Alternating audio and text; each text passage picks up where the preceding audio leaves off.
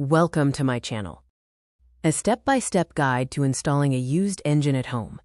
1. Prepare your workspace. Choose a clean, flat area with enough room to move around the car. Gather all tools like wrenches, jack stands, engine hoist, and safety gloves before starting. 2. Disconnect the battery. Always disconnect the car battery first to avoid electrical accidents. This keeps you safe while working on wires and engine parts. 3.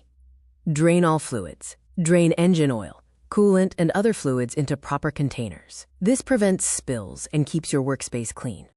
4. Remove the old engine. Carefully disconnect hoses, wiring, and bolts attached to the old engine. Use an engine hoist to lift it out slowly and safely.